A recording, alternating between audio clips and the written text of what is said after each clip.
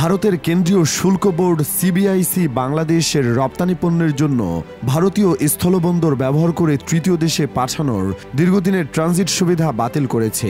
দেশটির কেন্দ্রীয় সরকার এক বিজ্ঞপ্তি জারি করে বাংলাদেশের এই সুবিধা বাতিল করেছে। ইন্ডিয়ান এক্সপ্রেসে প্রকাশিত প্রতিবেদনে বলা হয়েছে, মঙ্গলবার জারি করা এক বিজ্ঞপ্তিতে সিবিআইসি জানায় 2020 সালের 29 জুনে বাংলাদেশকে ট্রানজিট সুবিধা দিয়ে যে সার্কুলার প্রকাশ করা হয়েছিল তা বাতিল করা হয়েছে। এর আগে ভারতের রপ্তানিকারকরা বিশেষ করে পোশাক খাতের প্রতিবেশী বাংলাদেশকে দেওয়া এই সুবিধা প্রত্যাহারের জন্য নরেন্দ্র মোদী নেতৃত্বাধীন সরকারের প্রতি আহ্বান জানিয়েছিলেন। দেশটির রাষ্ট্রায়ত্ত বার্তা সংস্থা প্রেস ট্রাস্ট অব ইন্ডিয়ার এক প্রতিবেদনে এই তথ্য জানানো হয়েছে।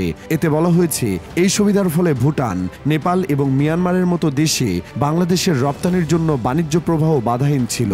ভারত 2020 সালের জুনে বাংলাদেশকে পণ্য রপ্তানির এই সুবিধা দিয়েছিল। 8 এপ্রিল জারি করা ভারতের কেন্দ্রীয় পরোক্ষ কর ও শুল্ক বিভাগের বিজ্ঞপ্তিতে বলা হয়েছে, 2020 সালের 29 জুনের জারি করা সার্কুলার বাতিলের সিদ্ধান্ত নেওয়া হয়েছে। সংশোধিত এই সিদ্ধান্ত তাৎক্ষণিকভাবে কার্যকর হবে। তবে আগের সার্কুলারের প্রক্রিয়া অনুযায়ী ইতিমধ্যে ভারতে প্রবেশ করা বাংলাদেশি কার্গোকে ভারতীয় অঞ্চল ত্যাগ করার অনুমতি দেওয়া যেতে পারে। প্রতিবেদনে ট্রানজিট সুবিধা বাতিলের স্পষ্ট কোনো কারণ উল্লেখ করা হয়নি। তবে ইন্ডিয়ান এক্সপ্রেস মনে করছে, বাংলাদেশের অন্তর্বর্তীকালীন সরকারের প্রধান উপদেষ্টা অধ্যাপক মোহাম্মদ ইউনূসের সাম্প্রতিক চীন সফরে দেওয়া কিছু মন্তব্য ভারতের উদ্বেগের কারণ হতে পারে।